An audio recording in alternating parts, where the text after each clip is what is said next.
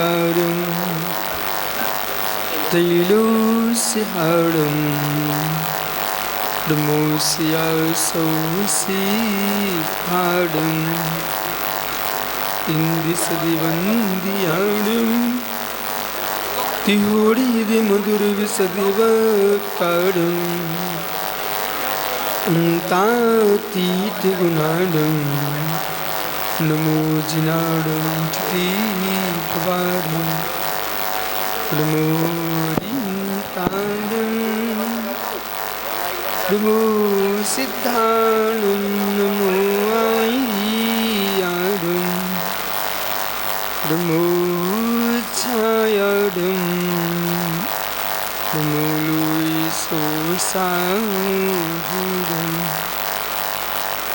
अनंत अनंत परम सिद्ध भगवान की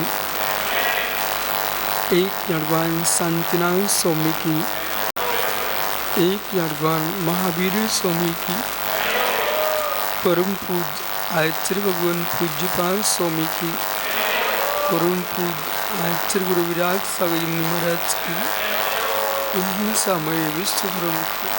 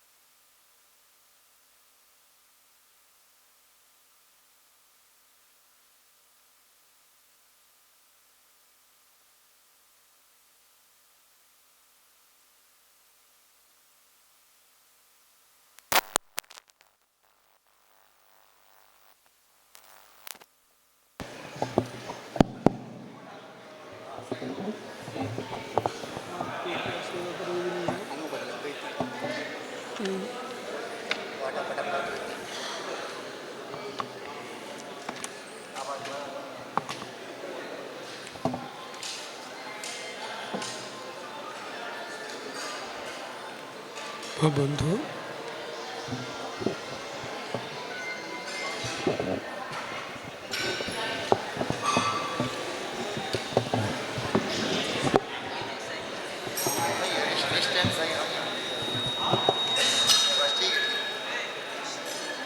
अंतिम 33 वर्धमान स्वामी के शासन में हम सही बराजते हैं।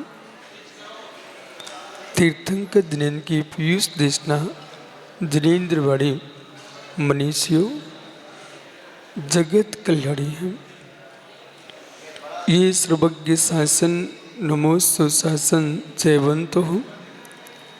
जयवंतो वितराग श्रवण संस्कृति भगवत अर्हत परमेश्वर तीर्थंकर दिनेश्वर देव ने विश्व वसुंधरा को वस्तु के वस्तुत्व का सत्याबोध प्रदान किया है।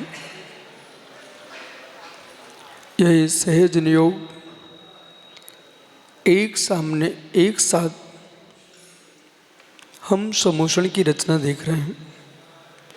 देव शास्त्र गुरु और भगवान अरहंत देव की वो पावन देशना जब जीव के असीम पुण्य का नियोग बनता है तो ऐसे संयोग मिलते हैं। एक इंद्रिय से लेकर के 5 इंद्रिय जीव तक प्रत्येक जीव का जिसे हम पुण्य भेद कह रहे हैं वह बीज भेद है, वह जाति भेद है। एक इंद्रिय से लेकर के और पुण्य भेद के बल पर ये सारे भेद दिखाई देते हैं। एक इंद्रिय वृक्ष वनस्पति बेशरम है। एक इंद्रिय वृक्ष वनस्पति कनेर है, चंपा चमेली है, जूही केतकी है, सभी एक इंद्रिय वनस्पति पुष्प हैं। लेकिन बेशरम का नाम सुनकर के चेहरा बिगड़ता है और मित्र गुलाब का चेहरा सुनकर के आपका चेहरा खुश होता है। कितना भेद है। एक पाषाण खंड पर्वत पर चट्टाने हैं, सामान्य रूप से दिखाई दे रही है, वही प्रतिमा बन के आती है तो तीर्थंकर शांतिनाथ पारसनाथ के रूप में पूजना प्रारंभ होता है।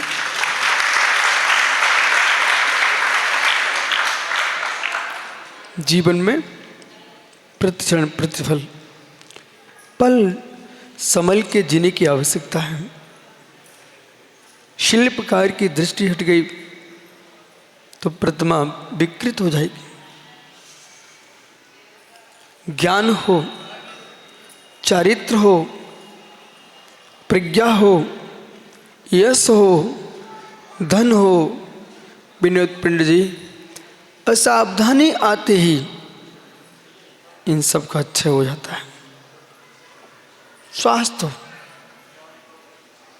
सबका क्षय होता है। इस बात को प्रत्येक जीव को समझना चाहिए। पुनः सुनिए, ज्ञान, दर्शन, चारित्र, प्रज्ञा, यश, धन, स्वास्थ्य, ये सारी की सारी सामग्रियां तभी तक सुरक्षित हैं जब आप असावधान नहीं हो। असावधानी बरतते ही इन सब का स्वास्थ्य खराब हो जाता है। आचार्य पूज्यपाद स्वामी सिद्ध भक्ति में कह रहे मित्र, संपत्ति जो है द्वैतभूत है। अभ्युदय संपत्ति और निष्क्रिय संपत्ति। अभ्युदय संपत्ति, निष्क्रिय संपत्ति। निष्क्रिय संपत्ति की महिमा देखो, सारा अभ्युदय सिर टेक रहा है। तीर्थंकर भगवान के श्री समोषण में ऐसी कौन सी विभूति है जिसकी कमी हो। चक्रवर्ती के पास 14 रत्न होते हैं, 9 निधियां होती हैं, लेकिन पंडित साहब भगवान तीर्थंकर के समोषण में प्रत्येक गेट पर निधियां पड़ी रहती हैं। अष्ट मंगल, अष्ट प्रात्यार, ये संपत्तियां हैं, ये अभ्युदय संपत्ति है। ये अभ्युदय संपत्ति और तीर्थंकर भगवान जो होंगे नियम से त्रिलोक पूज्य होंगे। तीर्थंकर भगवान होंगे, 100 इंद्रों से बंदरी होंगे, नियत है। मतलब ये दिखा दिया, संसार के वैभव को झुकाना चाहते हो तो वैभव से नहीं झुका सकते हो, चारित्र की संपत्ति से झुका सकते हो। बिना चारित्र की संपत्ति से कोई झुकने वाला नहीं है। इसलिए संपत्ति कोई निश्चित संपत्ति है, वो ऐसी है जिसका क्षय नहीं होता है, लेकिन अभ्युदय संपत्ति का क्षय होता है। जो टीकमगढ़ में कुछ दिन पहले सम्राट थे, वे भीख मांग रहे हैं। जो भीख मांगते थे सम्राट बन गए। सबके दिन एक से नहीं होते।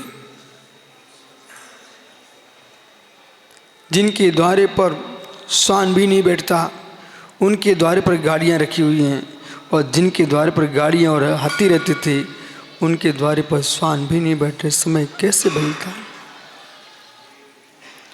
पंडित जी, सनत भैया, दुख उसे नहीं है जो गरीब है। एक क्षण को अंदर जाइए, दुखी आदमी के अंदर प्रवेश करो। दुख उसे नहीं है कि जन्म से गरीब है। उसके दुख का क्या पारावार होगा जो जन्म से धनपति था और बीच में गरीब हो गया। उसके दुख की जो था है, अथाह है।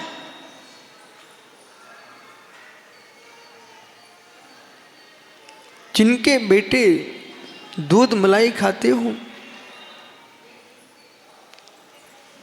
1 रुपए की जगह 1000 रुपए लुटाते हो, उस घर के बच्चे आज एक बूंद दूध के लिए तरस रहे हो। वो माँ से पूछना, वो पिता से पूछना, वो संतान से पूछना, कैसे समय बदलता है। ऐसा नहीं कि ऐसा नहीं है, ऐसा है। यदि आपको इस दुख होता है तो हेतु खोजना चाहिए, कारण खोजना चाहिए। आप सुख के काल में इतने उन्मत्त हो चुके थे, न प्रभु से प्रयोजन था आपको, न गुरु से प्रयोजन था आपको, न मित्र जिनवानी से प्रयोजन था आपको, भक्त वत्स का विवेक ही नहीं रखा। उसका परिणाम है गहराई में पानी ठहरता है और गहरे पानी में कमल खिलता है। भक्ति की गहराई में पुण्य ठहरता है और पुण्य की गहराई में संपत्ति का कमल खिलता है।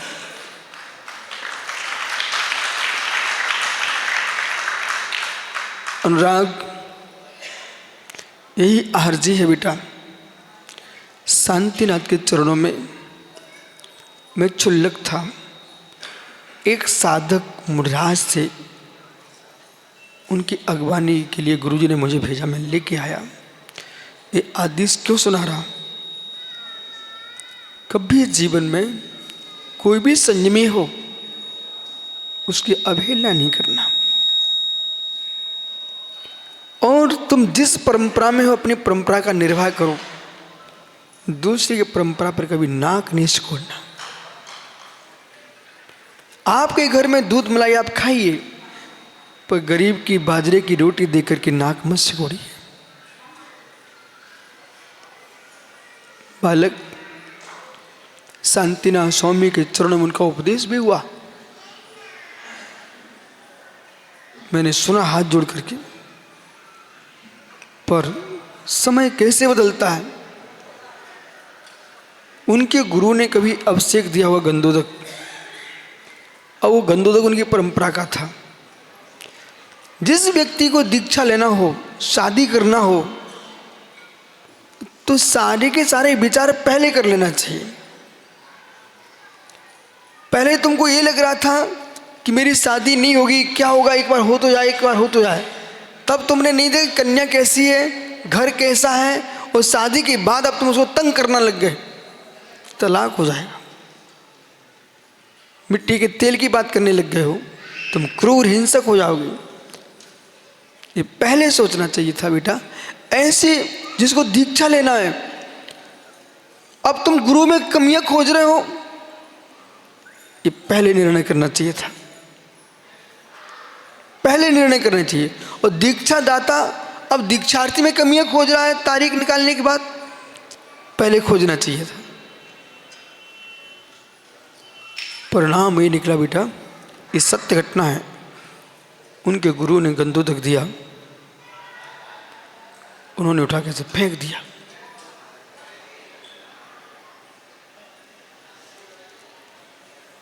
फेंक दिया।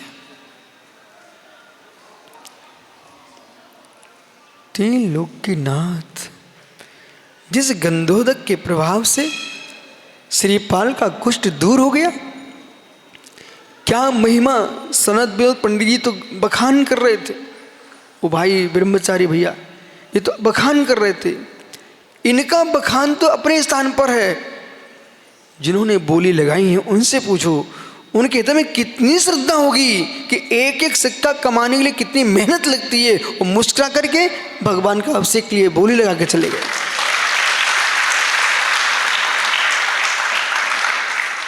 किसी गरीब ग्राहक से 5-50 पैसे भी अधिक चले जाएं तो बनिया माने नहीं, लेके छोड़े। और यहाँ 50 करोड़ों की बोली लगा के चले जाते हैं। बोले अंतर कितना है। वो व्यापार था, ये आराधना का क्षेत्र है।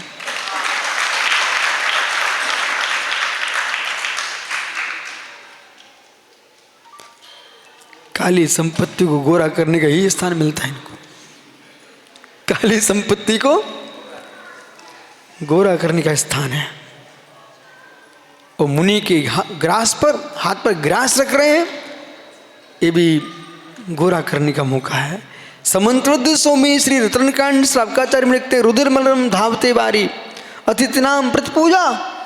अतिथियों के चरणों की पूजा करने का फल देखिए कि जैसे रक्त से दूषित वस्त्र को पानी धो देता है, ऐसे गृहस्थी के दूषित पापों को ये मुनियों के चरण की रज धो देती है। देखा आदेश, वो भैया ना पीछे बैठे कुर्सी पर, दिल्ली वाले, उनके हाथ में कल लग गया। बानपुर गए थे दर्शन करने, तो कहीं फिसल गए। तो आदमी सोचता अब तो मेरे लग गए, अब दिल्ली निकल चलो।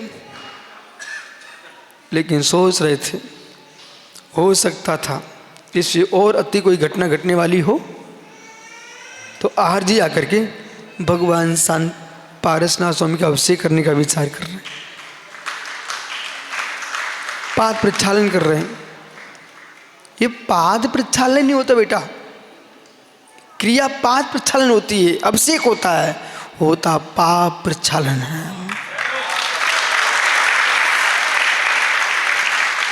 उन्हें प्रभु की क्या तुम धूल हटाओगे, प्रभु का थोड़ी कर्म हटा रहे हो। अपने पापों का प्रक्षालन करना हो तो प्रभु का प्रक्षालन कर लीजिए। श्रद्धा चाहिए, विश्वास चाहिए, ये आस्था का प्रभाव है। नन्हे नन्हे बच्चे देखो गांव गांव से आके बैठ गए। ओहो पंचम काल, तो देखो तनक से बैठो बच्चा। ये पंचम काल की महिमा देखो आप। इस कलयुग में विवाही धर्म चलाएंगे, सो आप देख तो रहे हो। नन्हे बच्चे अभिषेक के लिए आ गए हैं। बेटा यदि पंडित सनत विनोद के पास कोई थर्मामीटर होता, तीर्थंकरों के पास तो है, उसका नाम गुड़स्थान है, भाव विशुद्धि है, लब्धि स्थान है। वो थर्मामीटर होता पंडित अभी नाप लेते। इन बच्चों के भीतर क्या बैठा हुआ है। इतने ही नहीं, आप मुनिराजों के भी, आपके सबके, इस खोटे कलयुग में लोग तरस रहे मेरी शादी हो जाए। एक बे लोग हैं जो शादी छोड़ करके महाराज बनने जा रहे हैं। लोग छाती से दबा के पैसा रख रहे हैं और ये मुस्कुरा करके बोली लगा रहे हैं। और महेंद्र बड़ा गांव सोचता कि भगवान सबको इतना ही आ जाए। ओहो, संपत्ति संपत्ति त्याग किए बिना हर एक दो के बीच में देखो नन्हे से बच्चे के देखो। ओहो बेटा कर लो भैया, एक कलसिया में अभिषेक कर लो भगवान का, और भक्ति कलसिया अंदर रख लेना। जब तुम बड़े हो जाओ तो याद रखना कि हम भी छोटे में भगवान का अभिषेक करते थे। पंडित जी मुझे आज तक याद है, सोनागिर में भगवान चंद्रपुरी स्वामी को छत चढ़ाने गए थे। बड़ा आनंद आ रहा था, घनघोर आनंद। जब भी तीर्थों में जाएं सुब्र सागरी, हम तो सबसे पहले छत ही चढ़ाते थे। रेस समझ में आ गया बाद में, जो भगवान पर छत चढ़ाएगा वो छत्रपति बनता है। ओहो भगवान पर छत चढ़ाना चाहिए।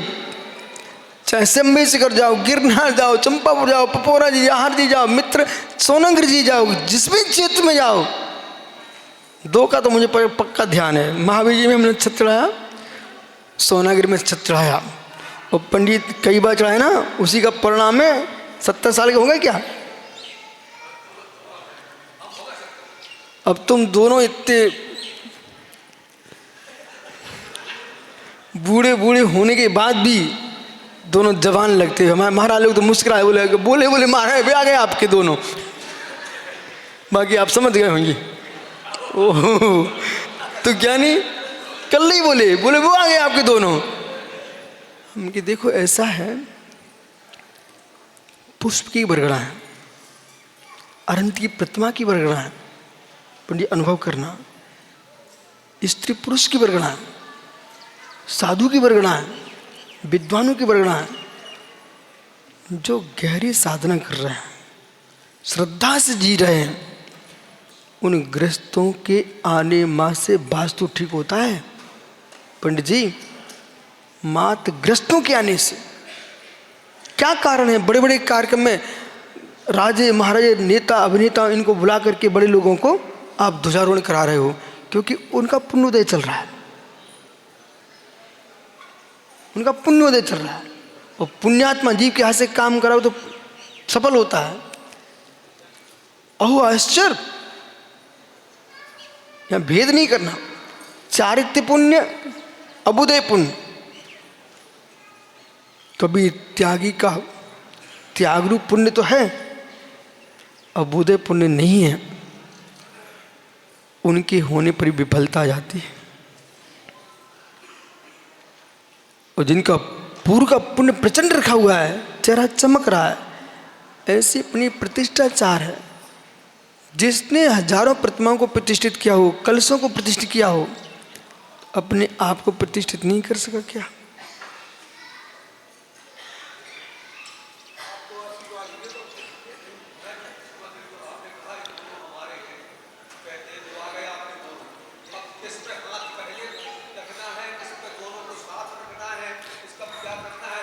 ओहो, ये तो बैलगाड़ी से पता चल जाता है। ओहो, आप तो समझ लिया करो, जब प्रवचन होता है तब समझ लिया करो किस पे हाथ पहले कहाँ रखा है। एक सोने की सलाखा स्वर्णकार से बना के लाओ पंडित जी, और उसको हाथ में लेके देखना तुरंत ही। और दूसरी सलाखा लेना जिस पर आपने भगवान की नाभि में नाभि तिलक कर दिया है, और उस दोनों सलाखों को देखना, आपको पता चल जाएगा शक्ति किस में है।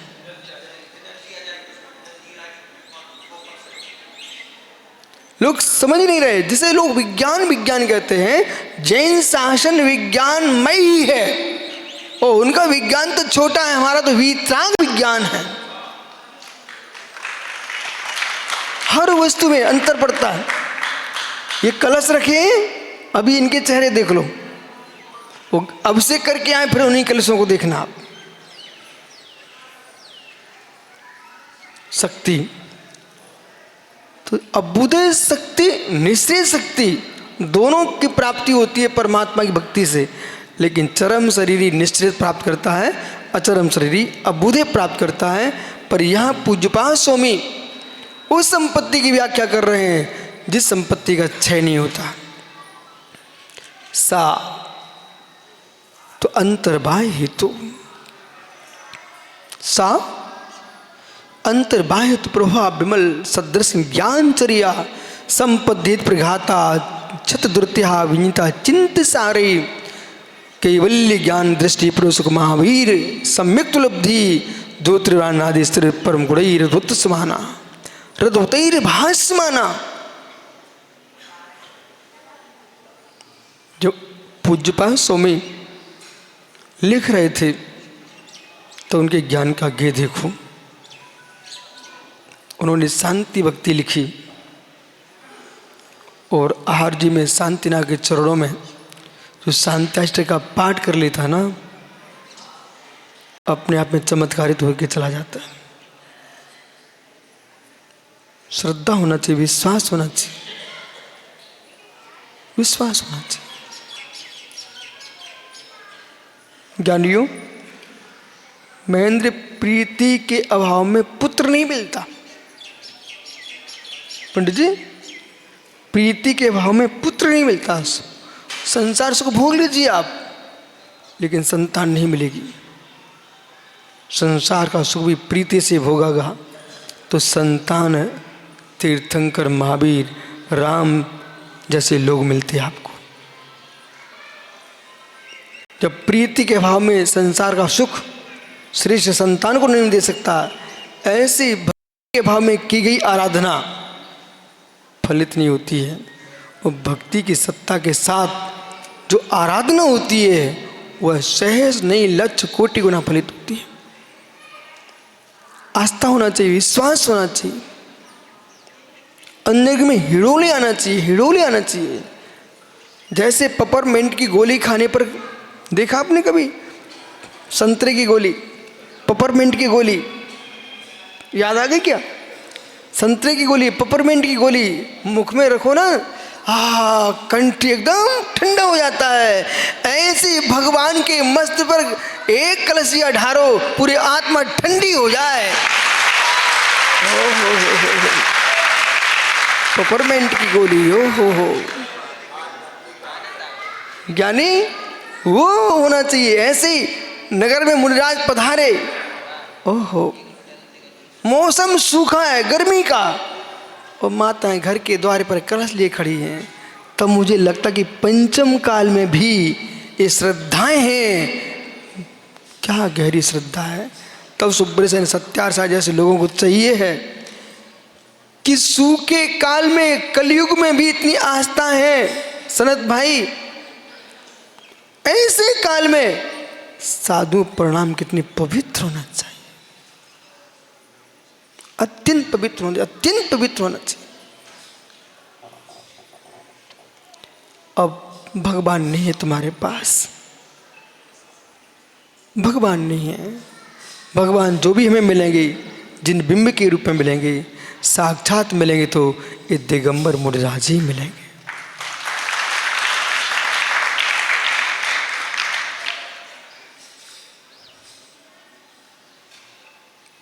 ज्ञानियों, ज्ञानियों, पंडित जी एक घटना आपको बताएं। एक माँ के पति का वियोग हो गया, एक माँ के पति का वियोग हो गया। वो माँ फूट फूट के रो रही है। अड़ोस पड़ोस के लोग, रिश्तेदार आए, लोग समझाने आए। तो एक समझदार वृद्ध माँ थी, उसने क्या किया कि बेटी मत रो, मत रो। उनका बच्चा जो था ना, उसका हाथ पकड़ के उसकी गोद में बिठा दिया। तुम रो मत, अब पति तुमको नहीं मिल सकता, अब तुम्हारा सारा पुत्र ही है। पुत्रों ध्यान से सुनना, तुम अपनी पत्नी के सहारे हो, माँ का सहारा मत छोड़ देना। माँ ने 9 महीने पेट में रखा इसलिए कि तुम मेरे सहारे बनोगे। उस वृद्ध माँ ने उनके बेटे को गोद में बिठा लिया और कहा, अब बिल्कुल मत, जो गया वो आने वाला नहीं है, पर जो सामने है इस पर ध्यान दो। ये तुम्हारे पूरे कुल को, परंपरा को चलाएगा, तुम्हारा ध्यान रखेगा। वो माँ के आंसू जो टपक रहे थे ना, वो मंद हो गए। थोड़ी देर चुप हो गई सुब्रत सागर जी, महात्मा जी, ये विद्वान, ये हमारी समाज, तीर्थंकर चले गए, वो नहीं है। गुरुजनों की समाधि हो गई, वो नहीं है। तो वृद्ध माँ जनवाणी कह रही है इनसे, जो आज के मुनिराज हैं यही तुम्हारे सहारे हैं। जैसे उस बेटे के कंधों पर दायित्व था कि अपनी माँ का ध्यान रखे, ऐसे तुम सब मुनियों का दायित्व है कि वीतराग शासन का ध्यान रखे। और ये सकल समाज, भैया सुन रहे कि नहीं,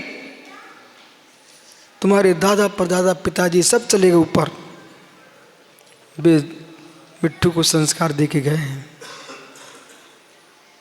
कुछ दे के गए हैं। बेटा नगर में साधु होना हो, पर कलश लेकर के पड़गान की विधि समाप्त मत कर देना। कैलाश भाई, ये मत सोचना कौन से संघ के मुनिराज हैं, तुम्हें ये सोचना है तीर्थंकर महावीर की मुद्रा है, हम तो पड़गान करेंगे।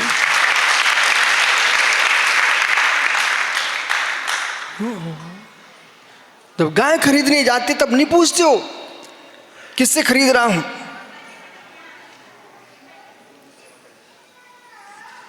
डोर पकड़ते ही तुम्हारी हो जाती है। किसान, डोर पकड़ते ही वो गैया तुम्हारी हो जाती है। ऐसे मुनि संघ किसी कोई भी ग्रुप के हों, लेकिन उनके चरण पकड़ते ही हमारे हो जाते हैं।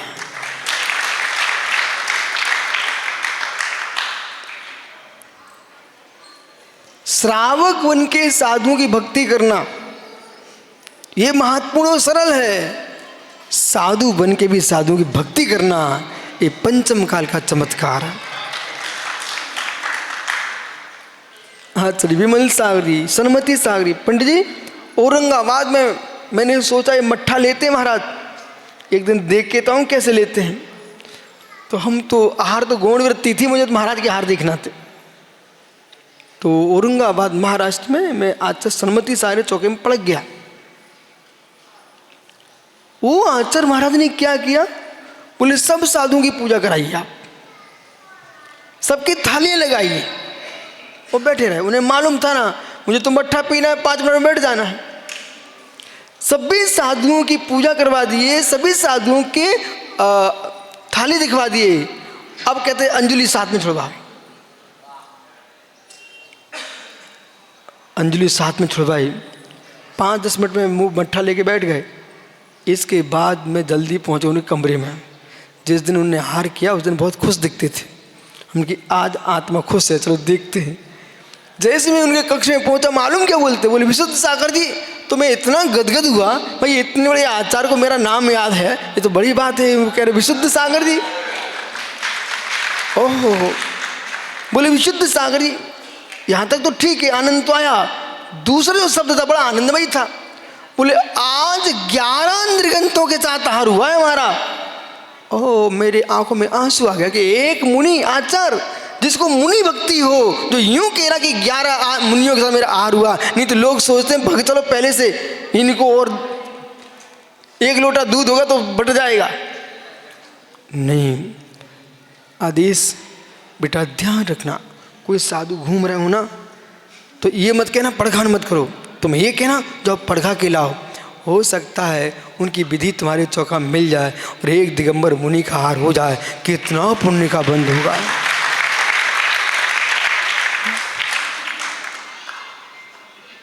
कौन सा जीव मुझ चला गया, फिर तुम केवली बनोगे ना, तुम्हारे केवल ज्ञान में झलकेगा। इनके साथ मेरे आहार हुए थे, ये मेरे साथ भगवान बन गए।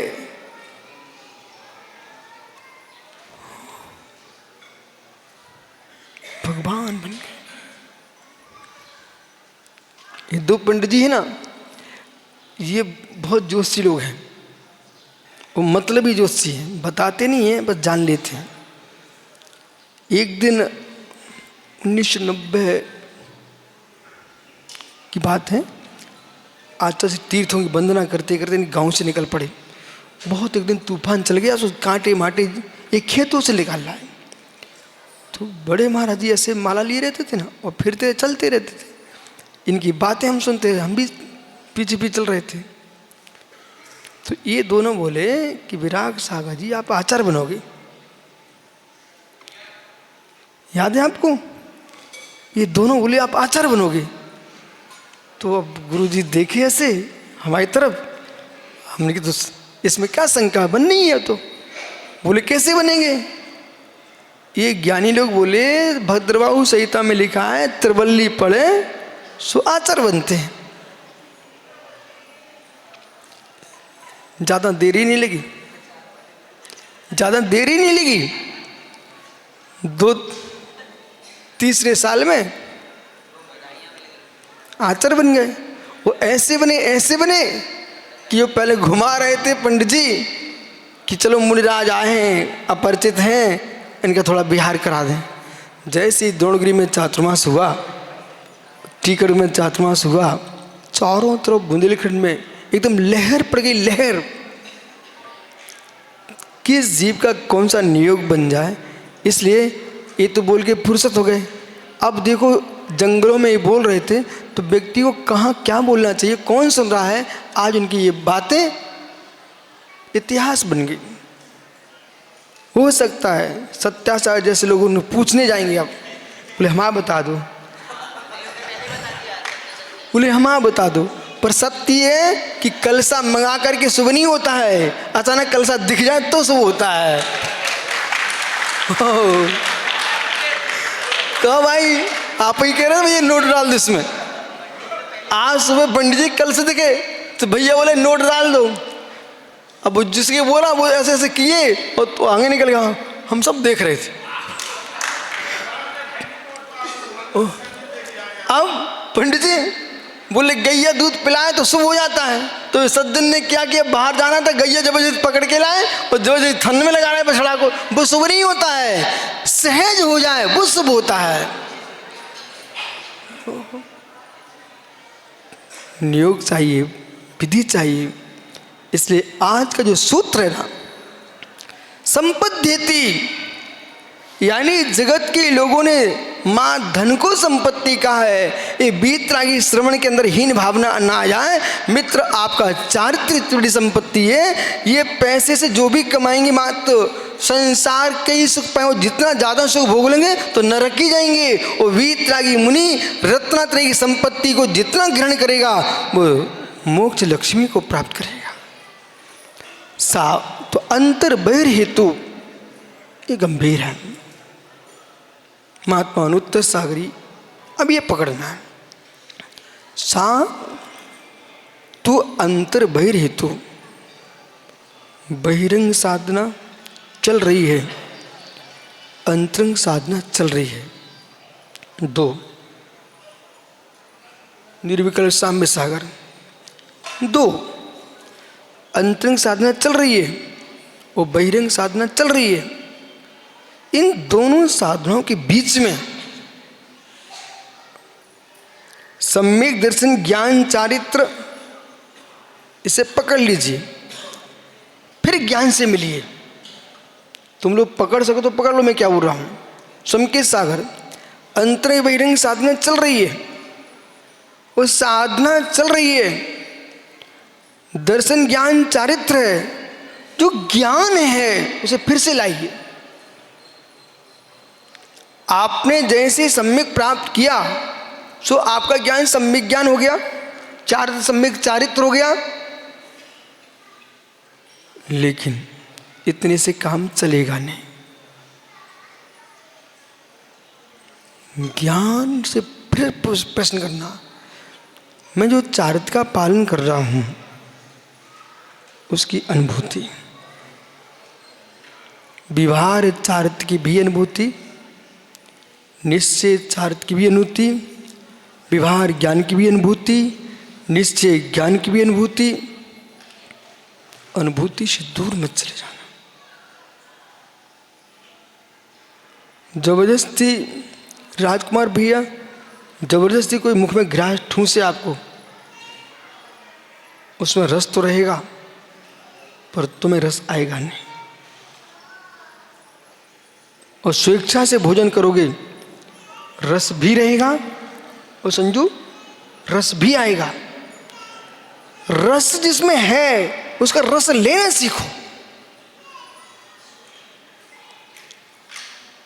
किसी जीव ने मुनि दीक्षा ली और रस लेना नहीं सीखा तो जीवन भर इस गली से उस गली में निकल जाएगा, लेकिन मुनि पने का जो आनंद है वो नहीं ले सकेगा। उस आनंद के लिए क्या चाहिए? बैठना पड़ेगा। बैठना पड़ेगा मतलब स्थिर नहीं होना पड़ेगा। ज्ञान से प्रश्न करना, ज्ञान से। जो सम्यक दर्शन ज्ञान है उसके साथ ज्ञान से बात करना है। शायद सम्यक भी ज्ञान के साथ होगा, चारित्र भी ज्ञान के साथ होगा और ज्ञान भी ज्ञान के साथ होगा। समझ रहा भैया? सम्यक भी ज्ञान के साथ होगा, चारित्र भी ज्ञान के साथ होगा और ज्ञान भी ज्ञान के साथ होगा। ज्ञान भी ज्ञान के साथ होगा।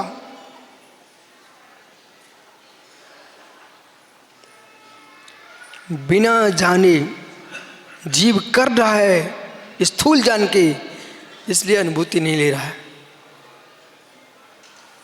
जानने बैठ के जानेगा, उठ के चल नहीं पाएगा। कठिन अवश्य है, पर सुन करके समझने की कोशिश करो। सम्यक सागर जी समझ रहे क्या? व्यक्ति पंडित गाली सुन करके टेंशन में नहीं आ रहा है, वो गाली को जान नहीं रहा। जिस दिन जान लेगा ना, वो जान दे देगा। पिता पुत्र के कठोर शब्द सुन करके, अवहेलना को सुन करके गहरे में जान नहीं रहा है। जिस दिन जान लेगा ना, या तो घर छोड़ के साधु बन जाएगा या कुछ और भी कर लेगा।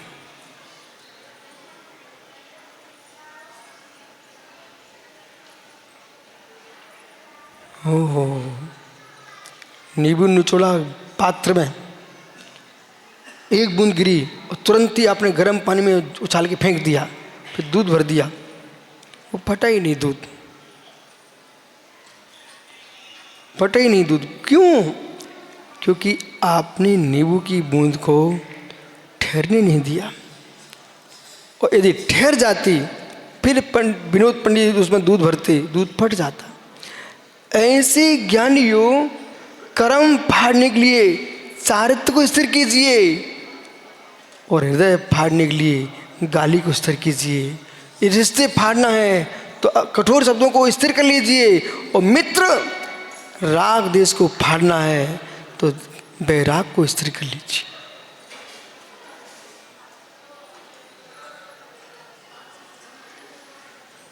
वैराग को स्थिर कर लीजिए। और यदि अनुराग वैराग स्थिर हो गया, फिर बेटा किसी से पूछने नहीं जाना पड़ता।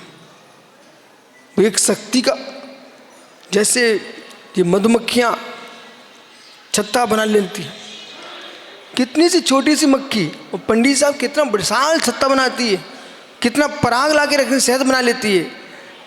ऐसी भावनाओं में एक वस्तु तैयार की जाती है, वो अपनी लार से सब करती रहती है। ऐसी भावनाओं के माध्यम से व्यक्ति वैराग का छत्ता बनाता है तो चारित्र का रष्ट पकता है, और भावनाओं में जीव राग का छत्ता बनाता है तो विषयों की लार टपकती है। अंतरंग बहिरंग हेतु देखना पड़ेगा। प्रभा विमल सदृश ज्ञान चर्या, सम्यक दर्शन, सम्यक ज्ञान, सम्यक चारित्र, अंतरंग बहिरंग कारणों से उत्पन्न निर्मल सम्यक दर्शन ज्ञान चारित्र की संपत्ति की क्या हो रहे हैं? संपद्येति प्रगच्छता दुरित्या। जैसे अस्त्र के द्वारा शत्रु का नाश होता है, ऐसे अंतरंग बहिरंग कारण उत्पन्न निर्मल सम्यक दर्शन ज्ञान चारित्र की संपत्ति की शस्त्र सबसे तीव्र घात से पाप कर्मों का क्षय हो जाता है। कुछ नहीं, आप लोग कुछ मत करो, ऐसे बैठे रहो, कुछ नहीं करो, ऐसे बैठे रहो,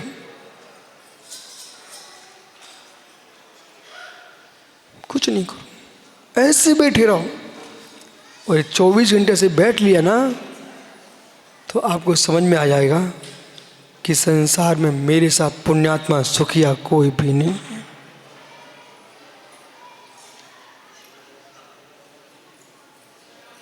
कोई भी नहीं। बिंजता चित्त सारे, चिंत सारे, अचिंत सार फल को प्रकट होने से केवल ज्ञान प्रबल सुख महावीर लग। और जब जीव चारित्र की पूर्णता को प्राप्त कर लेता है, ज्ञान की पूर्णता के साथ यथाख्यात चारित्र को प्राप्त करता है, तब अचिंत सार केवल ज्ञान, अनंत ज्ञान, केवल ज्ञान, केवल दर्शन, उत्तर सुख, महाशक्ति, सम्यक तो लब्धि, भामंडल चमर अद्भुत गुणों से भासमाना शोभायमान होता है। चारित्र के प्रभाव से भाव मोक्ष की व्याख्या कर रहे हैं। अरहंत बन गया, अरहंत बन गया। ये छत्र, ये चमर, ये सिंहासन, बालक चिन्नू मुन्नू बेटा सुन, लोग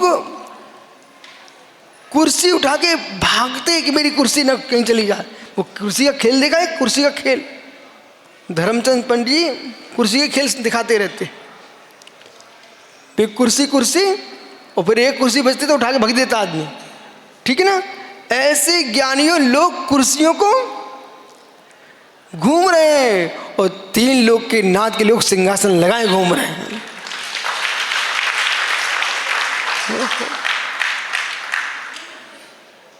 महेंद्र भाई सोचते कोई पाटा डाल दे बैठ जाऊं, पाटा डाल दो बैठ जाऊं। ये नन्हे से बच्चे मुनिराज बन गए और यही पड़खान के लेके हे स्वामी उच्च स्थान ग्रहण कीजिए। तब उन स्वामियों को सोचना चाहिए कि मैंने उच्च स्थान चारित्र का प्राप्त किया है, उच्च वस्तु में बन चुका है, इसलिए उच्च स्थान दिया जाता है। सोने की मुद्रिका को हीरे की नग लगा हुआ है, उसे प्लास्टिक की डिब्बी में कौन रखता? बढ़िया मखमल की डिब्बी में रखते हैं। उच्च वस्तु का स्थान भी उच्च रहता है। आप देखो तुम्हारे घर झोपड़ियां ऐसे हो सकते हैं, हमारे प्रभु का मंदिर देखो आप। पूरे देश में मैं घूम घूम के आया हूं, लोगों के घर छोटे छोटे मिल जाएंगे, पर जिनाले बुंदेलखंड में मोलम के बोलते थे पुराने काल में, ये भैया मूंग की दाल का पानी पीने वाले बुंदेलखंडी मूंग। अब बे दिन गए, दिल्ली वाले देख रहे हैं वही बुंदेलखंड है। अब मूंग की दाल का पानी पीते थे, भले मूंग की दाल का पानी पी के जीने वाले हों, लेकिन अपने भगवान के लिए आप जाओ आहार जी के शांतिनाथ का मंदिर देखो, पपोरा के इतने सारे जिनाले देख लो। मूंग की दाल के पानी में कितनी ताकत थी। हम अपने लिए मूंग की दाल का पानी पी सकते हैं, पर 3 लोग के नाथ को विशाल शिखर मंदिर में विराजमान करेंगे। वे लोग हैं जो पटा लेके घूम रहे हैं, वे लोग हैं जिनके लिए पटा घूम रहे हैं। ओहो, जाओ आपका जीवन पटा ना बने, सिद्ध शिला पर बन जाके सिद्ध बन के बैठ जाओ। इसलिए अपने जीवन में अरहंत की भक्ति, सिद्धों की भक्ति ये जीवन में करते रहें। पंचप्रविष्ट की आराधना। बस गुलाब भैया जीते जी जीना है, जीते जी जीना है, मरना भी जीते जी है। मरते मरते मरना और मरते मरते जीना, ये तो बहिरात्मा का लक्षण है। जीते जी जीना और जीते जी मरना, ये सम्यक दृष्टि का लक्षण है। इसलिए भगवान पारसनाथ शांतिनाथ की भक्ति करो, व्यवहार से निश्चय से निज आत्मदेव की भक्ति करो, सबका कल्याण नियत है। ऐसा 3रे श्लोक में आचार्य पूज्यपाद स्वामी ने कहा है। अद्भुत भाष्य माना, अद्भुत प्रकाश को प्राप्त करना, देदीप्यमान होना है तो अंतरंग बहिरंग रत्नात्रय का पालन करो। भगवान महावीर स्वामी की आत्मा।